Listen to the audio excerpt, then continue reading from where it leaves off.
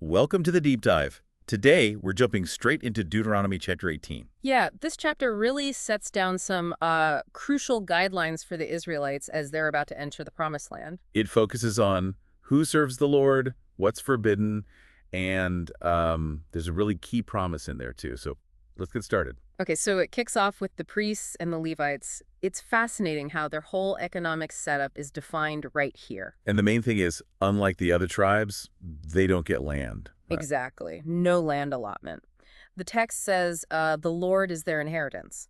So how does that work practically? How are they supposed to, live? Well, their support comes directly from the worship system. It says their inheritance is the offerings made to the Lord by fire. Okay, like parts of the sacrifices. Precisely. It even specifies the shoulder, the jowls, and the inner parts from animal sacrifices. Okay. Anything else? Oh, yeah.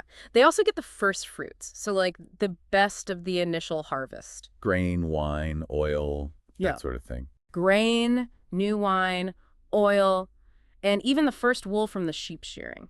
And the reason behind this whole system. The text states it clearly. Yeah. The Lord chose them, Levites, to minister in his name always. So this system is there to sustain that service. Makes sense. It's a dedicated support structure.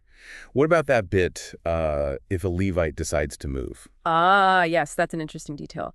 If one of them moves from their town to the central place of worship, the place the Lord chooses. Because they genuinely want to serve there. Right. It says they can minister right alongside the Levites already serving there. And they get the same support. They share equally in the benefits. That's the phrase used. Even if, say, they sold off family property back home, it underlines this idea of shared purpose and provision at the sanctuary. Okay, so that's the structure for those serving within Israel.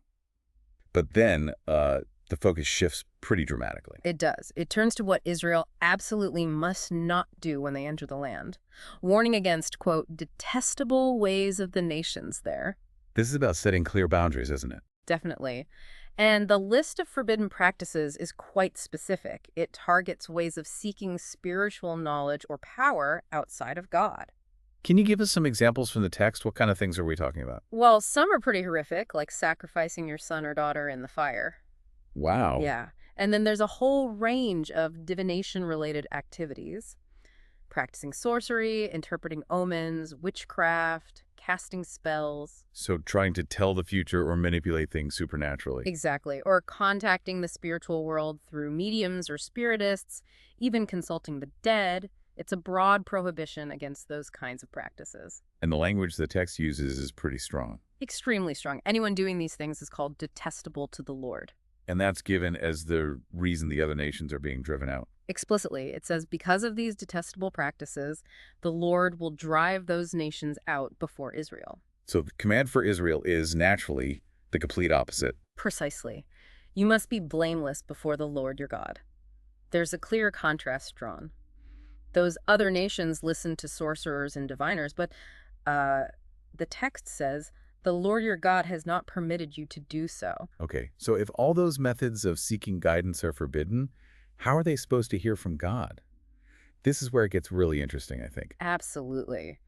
The chapter pivots here. It reminds them of that moment back at Horeb, Mount Sinai. Right, when the people were terrified by God's direct voice in the fire. Yeah, they basically said, we can't handle this, we'll die. And God's reaction. He actually says what they say is good.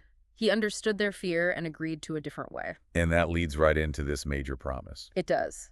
The Lord promises to raise up a prophet for them, significantly, like me, like Moses from among their own people. So an intermediary figure. Yes. And crucially, God says, I will put my words in his mouth and he shall speak to them all that I command him. This prophet becomes the legitimate channel. And there are consequences for not listening. Big ones. If anyone doesn't listen to the words that prophet speaks in God's name, God himself will hold them accountable. But what about the risk of, false prophets? People claiming to speak for God when they're not. The text anticipates that exact problem. It poses the question directly. How can we know when a message has not been spoken by the Lord? Okay, so what's the answer? How do they know? It gives a very clear, practical test. If a prophet speaks in the Lord's name, but the thing they proclaim doesn't happen, doesn't come true. Then it wasn't God speaking. Exactly.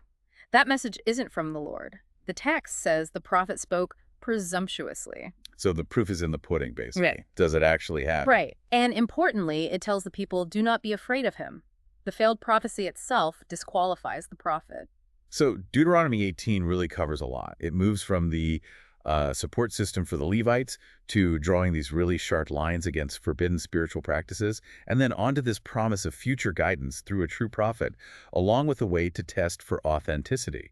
It's a comprehensive picture, how service works, what's out of bounds spiritually, and the approved channel for God's communication going forward. It really emphasizes discerning the source of a message, which makes you think, considering how vital it was for them to know if something was truly from God or just human presumption. How does that ancient challenge of discerning truth resonate with you today in our age, just saturated with information and so many competing voices?